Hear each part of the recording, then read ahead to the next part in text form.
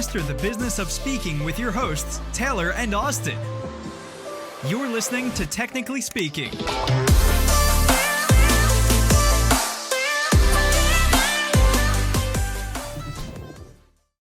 Welcome to another episode of Technically Speaking. We are super excited about today's guest, founder and owner of Textiful, Sam Schrup. Sam, welcome to the show, man.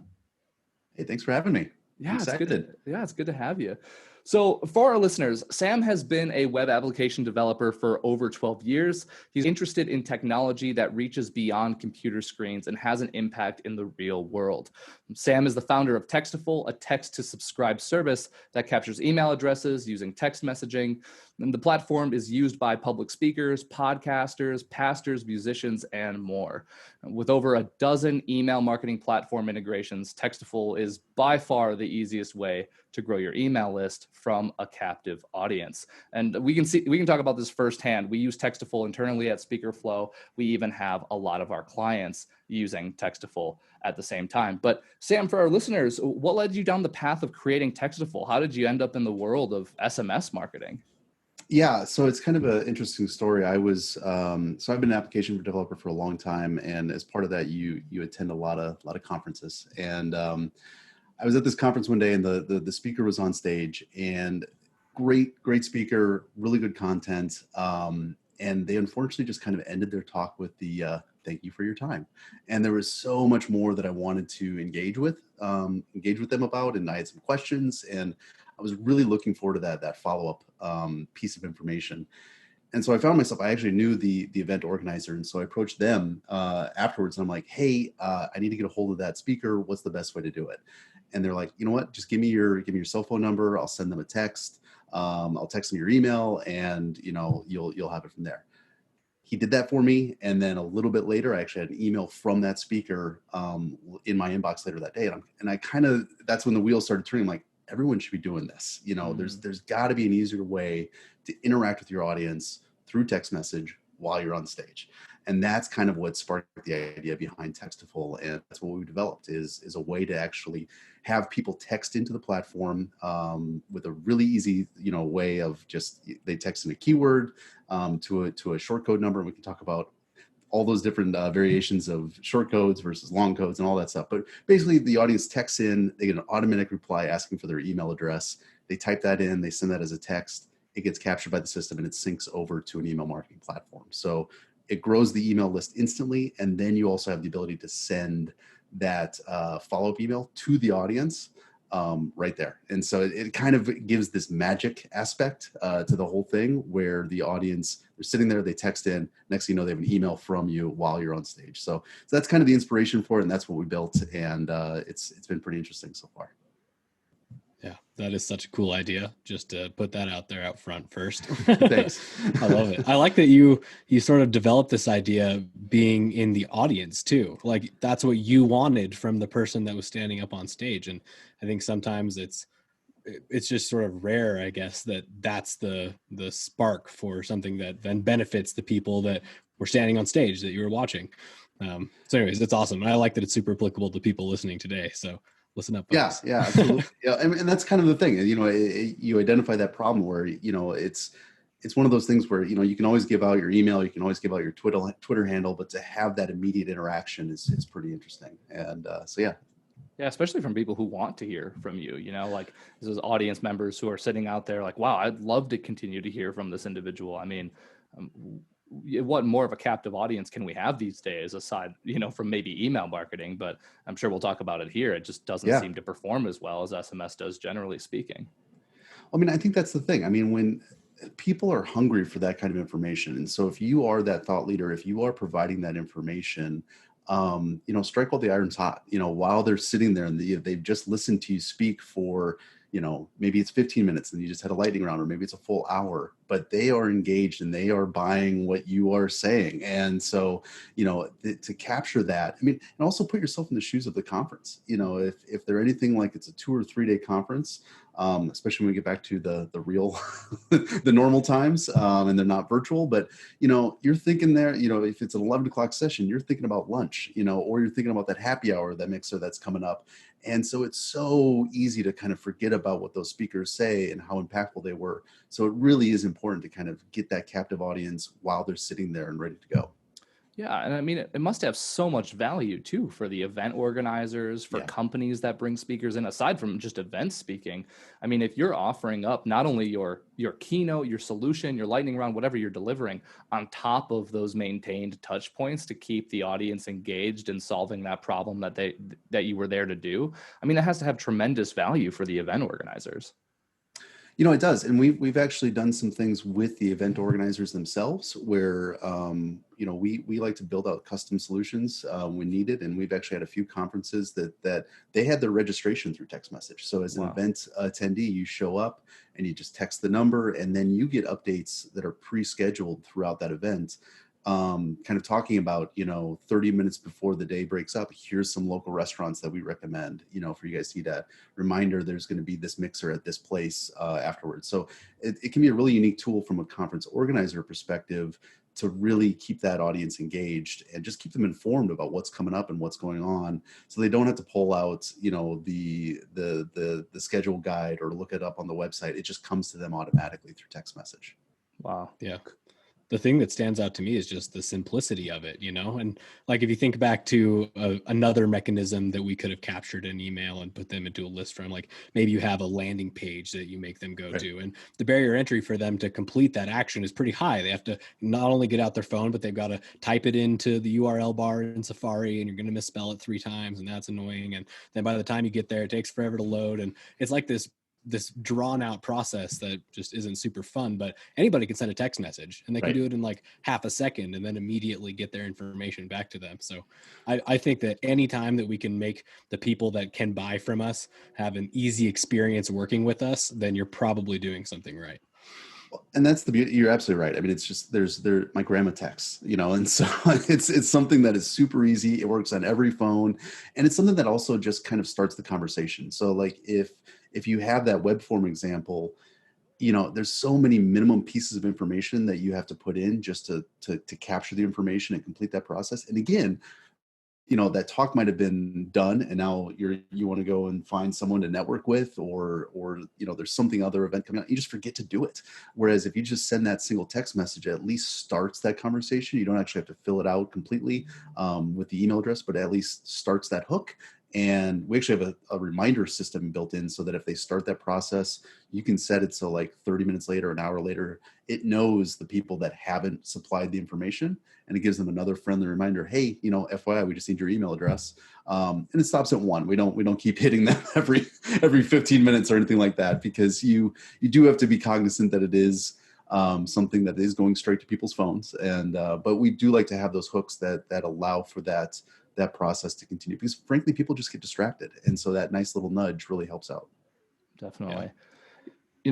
I'm curious. You've been doing this for about 5 years now, as far as the SMS marketing thing goes, developing tools for it.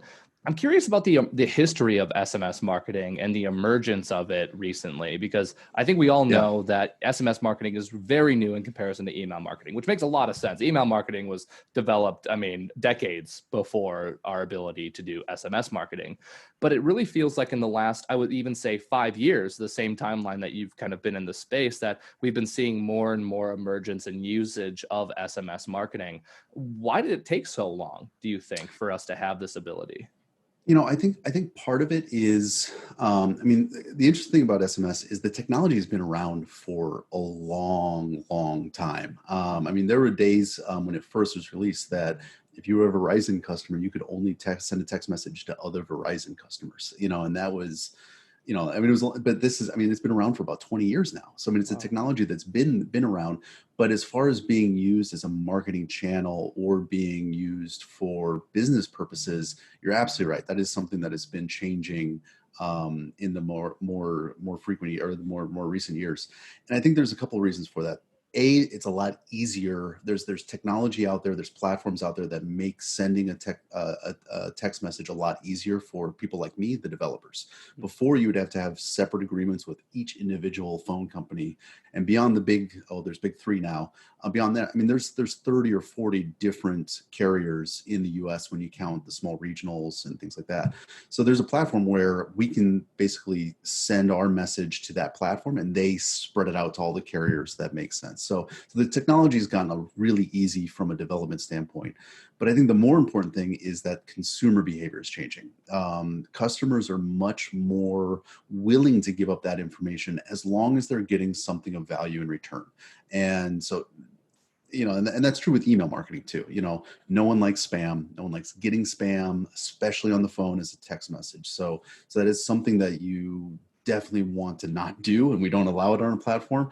But if someone's opting in, and like we were kind of going back to those thought leader ideas, if they want that information, if they're hungry for that information, there's really no better way to give it to them than through their phone, and through an SMS text message, because it's immediate. It goes straight to their phone. More often than not, they appreciate that information because they've opted in, and they are hungry for that information. So I think that's a big part of it. The other thing is that, people just text more in general. They text their friend down the street. They text their mom. I mean, it's just texting has become another way that we do a lot of communication. A lot of people just don't like picking up the phone and calling anymore. And so they'd rather send that text. So I think it's just become much more ubiquitous in how we communicate with other people. And then that's just gonna be a natural extension to, I don't want to call that business. I don't want to send them an email. I want to send them a text message and be able to get an answer right away. And that's where we're seeing a lot more of that conversational aspect with businesses coming into play with SMS, where the consumer is just much more engaged in that medium and much more willing to participate with giving their phone number out, knowing that they can get that information from that business they want to. And frankly, there's a lot of safeguards in there too. At any time, they can reply stop, and it's just like the unsubscribe button in your email. And those messages should stop from whoever the provider is of that information. But so I think that education is starting to get there, that they can sign up with this with relatively low risk and get out of those messages if they want to. Oh, that's awesome. Yeah. Well, the numbers reflect that too. I mean, before the show started, we were talking a little bit about that. Like, can you reference some of those measurements of, text message success rates versus email success rates? Yeah, absolutely. So, I mean, it really is a completely different medium than email. So, I kind of go back to, it was a few episodes ago where you had Dave Reed on, and he was talking about how radio transitions to TV, and they had all the people just kind of standing around that microphone doing a radio show, just being filmed while doing it. And that's kind of where people, when they first started with text messaging, that's what they thought they should be doing is, well, we're sending out emails. Let's send out the exact same thing in a text message. And it really is a different medium. And the few things that I point to are, first of all, the open rate is astounding. There's a 90% open rate. So this is something that cuts right through the noise. It goes right to people's phones. They see it. Most people are opening those messages within 3 minutes of receiving it. So it's nearly instantaneous. And when you compare that to an email marketing, it might be a few days before that email. And again, if you're getting a 30% open rate on your email campaign, that's a good day. And so the idea that you can send this message out and it goes straight to those individuals, and they're going to see it, that's a huge plus. Some of the other things to keep in mind about the differences, there is a cost that's associated with SMS. So every message that gets sent out on a platform is probably going to have a cost associated with it. Whereas with email, you can send out 10,000 messages and it's the same price as if you're sending out one message. Where at scale, SMS is going to add up. But that's where it kind of comes into play with that open rates and that immediate eyeballs that kind of comes into play.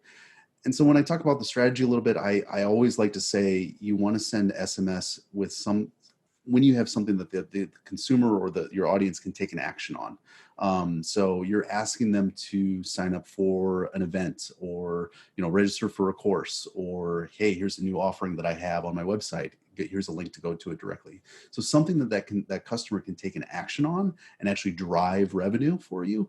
That's what's going to provide the ROI to make sense for the text message cost. Yeah.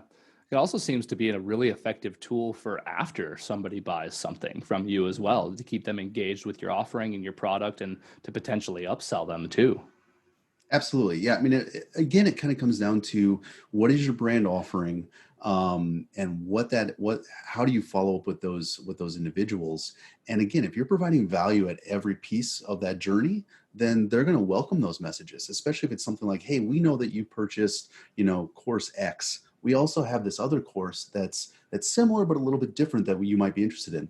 They might not have seen that on your website, or they might not even know that you had that at all as far as an offering. And so to give that information to them and have that be a really low barrier to entry makes it really nice for you, because I mean, again, they're going to appreciate that information as long as it's valuable to them. Yeah, definitely. So I'm curious. I know that on your website, you actually call out thought leaders and professional speakers to be using Textiful. What are some of the creative ways that you've seen professional speakers and thought leaders use an SMS opt-in tool like Textiful? Well, I think it's about thinking about the whole journey, because obviously we make it really easy to capture email addresses, but it's not like stamp collecting. It's not about getting all the emails that you can. That's not the goal here. The ultimate goal is to provide that information to those individuals that they care about. And really, I would prefer that people have a smaller list that's more targeted of people that are more engaged, their VIP audience, so to speak, than just have tens of thousands of people on their list that don't really buy into the messaging. So what I've seen that people have the most success is when they kind of think of that entire journey and know that this is kind of the starting point of your interaction with the audience. To go and give that talk, that's not the end of it. It's not, we're gone are the days. I mean, it still exists, but more often than not, you're not going to just show up, give your keynote, get a check, go home. So it's having that constant engagement with that audience and being able to engage with them later on. And text message is a great way to do that, in the sense that you can use something like Textiful to capture their email address, start them on that campaign as far as your drip campaigns of here's some email topics that relate to the talk that you heard about. You can do the same thing with text messaging, but it's also a way that you can actually have conversational messages with your audience. Depending on the platform that you're using, customers could actually text into a dedicated number that comes right into your inbox, and you can actually talk and have conversations with people just as if you're texting on them on the phone. They're texting on their phone, but you get it in like an inbox, and you're replying to those messages just like you would an email, but it gets converted back as to a text message. So the people that are having the most success are really thinking about not just the day of their talk, but how they're going to be engaging with that audience for the weeks and months to come. Have you noticed that there have been any differences or improvements or changes that people need to make in their strategy with virtual as opposed to the live events? Yeah, I think we're all starting to getting used to that virtual aspect. But the virtual has the natural advantage of that chat window where you can have some of that conversation in those chats. But again, that's more of what's happening that day or during that talk. And so being able to move that conversation outside of that Zoom or whatever platform is being used, and being able to connect with that audience later on is still going to be a goal, whether it's in person or virtual. So I think that's important to keep in mind. Yeah, it's kind of a challenge. I mean, it's one of those things where the irony is the tools that work, because we have podcasters that are using this platform. And so it doesn't even have to be a live audience to make this kind of stuff effective. It's just a matter of giving that audience the opportunity to communicate with you after the event, I guess. Yeah. That makes a lot of sense. And quite honestly, I mean, even with some of the clients that we work with that we've helped coach to implement Textiful or, another opt-in service, is the value proposition for your keynote and the problems that you solve go through the roof. Because everybody I think every event planner battles the same thing that you experience, Sam, where it's like, well, if it's 11 o'clock and I'm giving my session, and now let's add in the whole virtual component, I'm thinking about lunch. I'm thinking about when the next virtual session is over. I might be looking forward to another session that I might have to partake in. While that even though that content that you're receiving from that keynote speaker or from that speaker at 11 a.m. is incredibly valuable, it gives you an opportunity to connect with that audience afterwards and extend your value proposition to the event organizers and the people that are putting on the event or hiring you or whatever it may be, to give them the practical takeaways and their attention after that event actually happens. So I think it's just an incredible opportunity right now, live, virtual, podcast, or otherwise, to be using SMS to talk to all of your customers. One of the things that kind of pops up occasionally when we're coaching on SMS opt-in and marketing and so on is they have a reservation that SMS might still be a bit too intrusive. Is there any research or findings from your end that indicate otherwise? Yeah, I mean, I think it always comes down to, you have to look at this in the context of your brand, in the sense that you have to know what kind of messaging you're sending.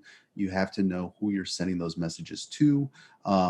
If you're sending messages to that audience that is, just absolutely craving every interaction from you, then it's really hard to go over the line when it comes to text messaging. If you look at some of the national brands, especially in the restaurant industry, they're sending at least one message a week. I mean, just 52 messages every year, if not 2 or 3 messages a week. And I think consumers are kind of used to that. Again, they have the ability to opt out whenever they want. If it gets too much for them, they can get out of there. And so I kind of equate it to that email marketing as well, and so people are going to opt out of your email list. They're going to opt out of your texting list. And that's okay, because you want that list to be as precise as possible. From a cost perspective, you don't want to be sending messages that cost you money to people that just don't care. That's right. So that's a big piece of it. And so I would rather have a much smaller list of highly engaged individuals. But then as far as how often you send it, it's kind of feeling out the audience. I mean, does that message that you're about to send out, does it provide real value?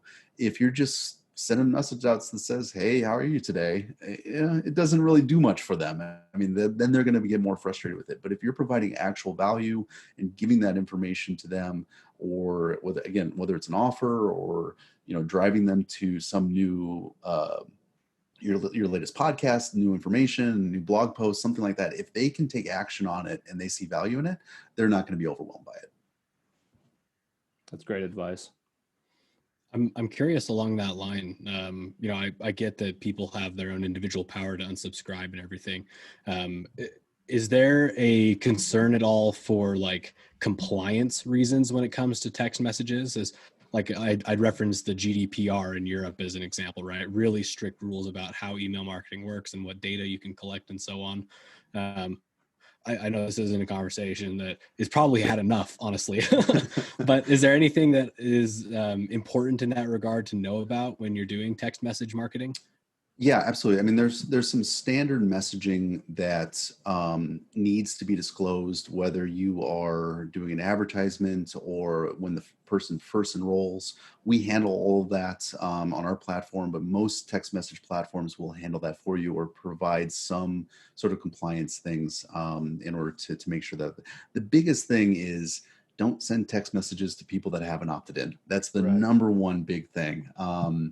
As far as kind of the more nuanced compliance rules with GDPR, Textiful only works in the US, so we're kind of blessed that we're only dealing with the US. But again, with California, they're getting very close to those GDPR rules with their laws too. So I think that's just going to be the standard moving forward. And it's something that we're building into our platform. And it's hopefully it's one of those things that the everyday person using a platform doesn't have to know those rules, that it's just built into the platform and it takes care of it for them.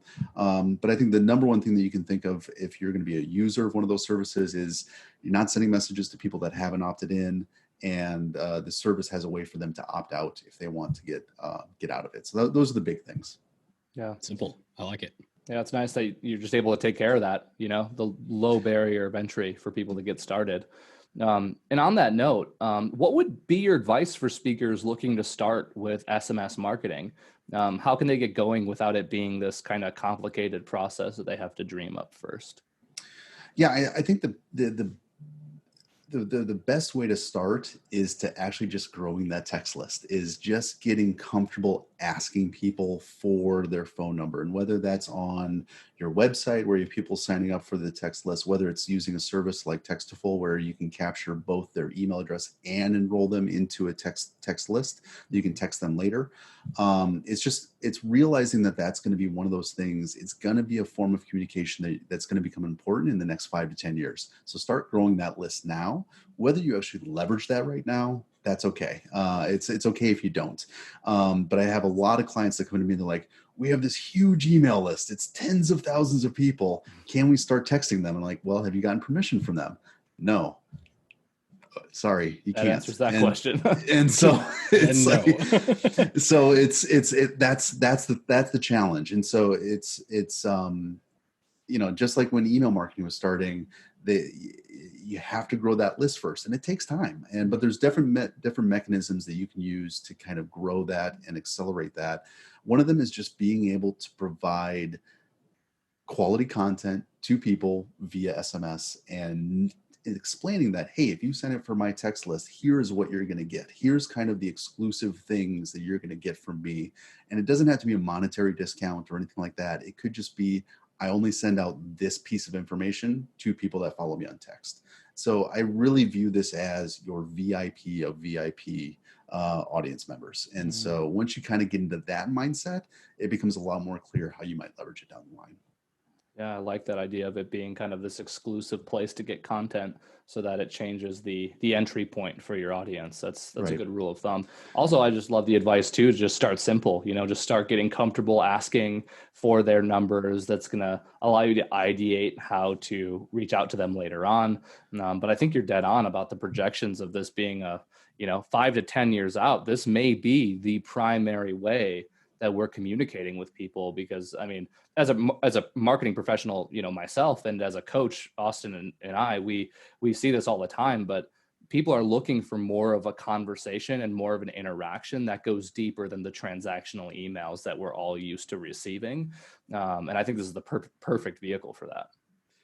I agree. And if I can just kind of walk you through the typical journey that I see of a Textiful customer, especially from the speaker perspective. Yeah. Usually what they do is they come to me and because they're like, I want to grow my email list while I'm talking. Great. We do that. So they start off, they grab a keyword, they customize their message, they capture an email address. Maybe they capture a first name as well, so they can do some personalization later on, and they have that set up. And they're like, this is awesome. This is great. Wait, can I sync this information directly over to Zoho or MailChimp or whatever I'm using to capture to use my email marketing? I'm like, yeah, you can. We have all these integrations. So then they set up and they're like, great. Okay, my email list is automatically building. And then they get to the point where like, wait, what if I automatically send an email to people that sign up while I'm talking? Yeah, you could use that. You can use whatever email marketing platform you have. We have a little mechanism to do it within Textiful.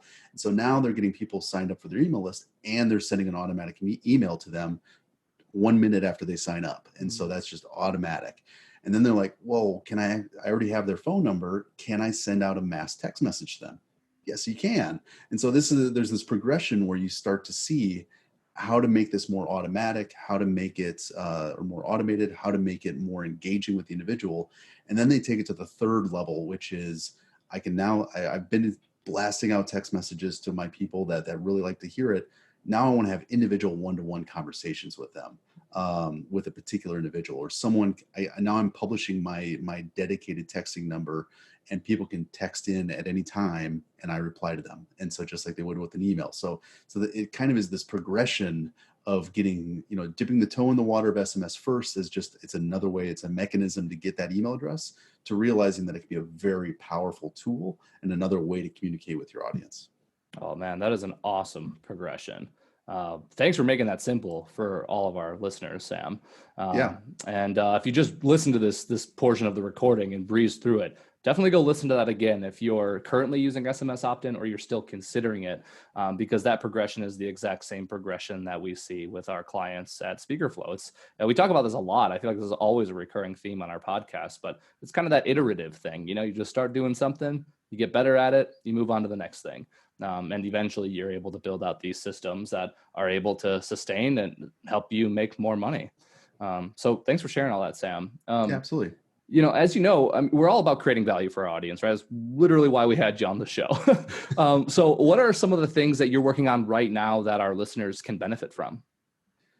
Yeah, well, one of the new things that we're working on, it's not released yet, but I'm really excited about this, is taking that idea of automation and ramping it up a level. So currently with Textiful, you can program your own interaction where you're capturing that email address, you're capturing that name. Really, you can capture any kind of information that you want from the audience, but it's kind of a linear progression. So it's, get this piece of information, then ask for another piece of information, and then you sync that over to your email marketing platform. And that's fantastic.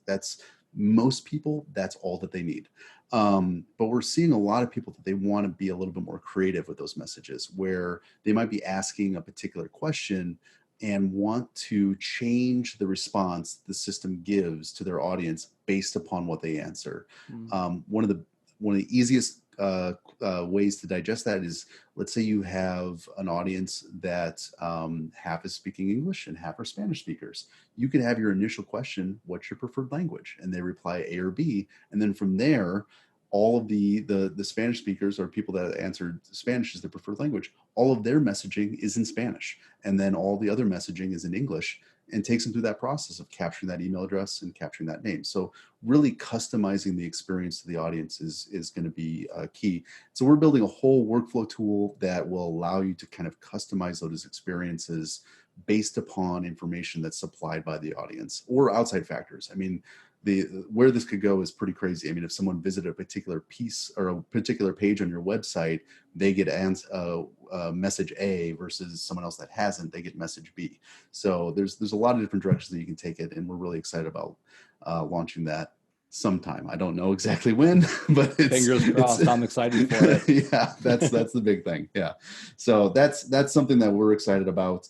As far as value right now today, I would love to see people, try out Textiful. You guys have a link directly on your website to sign up, and that's the greatest way to start. It integrates seamlessly with SpeakerFlow. Actually, before this, we were actually talking about different ways that we can improve that integration, and so it's something that's continually growing, continually becoming better. So definitely, if you're in the SpeakerFlow program already, absolutely check it out, because it's just a super easy way to grow your email list and have it just go straight into your CRM. Well, you heard it right from the source, folks. If you are a current SpeakerFlow CRM customer and you don't have the Textiful integration yet, you can find that link below. And even if you're using another CRM, the link still works. So check out Textiful anyway, get your stuff automated and sent over there. And if you found this show valuable, don't forget to subscribe. Don't forget to rate it. And if you want more awesome resources like this, go to speakerflow.com/resources. Thank you so much for chiming in. I just wanted to take a second to thank our sponsor, Auxbus. Auxbus is the all-in-one suite of tools you need to run your podcast. And it's actually what we run here at SpeakerFlow for Technically Speaking. It makes planning podcasts simple. It makes recording podcasts simple. It even makes publishing podcasts to the masses simple. And quite honestly, Technically Speaking wouldn't be up as soon as it is without Auxbus. Thank you so much, Auxbus. And if you are interested in checking Auxbus out, whether you're starting a podcast or you have one currently, get our special offer, auxbus.com/speakerflow, or click the link below in our show notes. Thanks for tuning in today. Check the show notes for more info and see you next time. Later.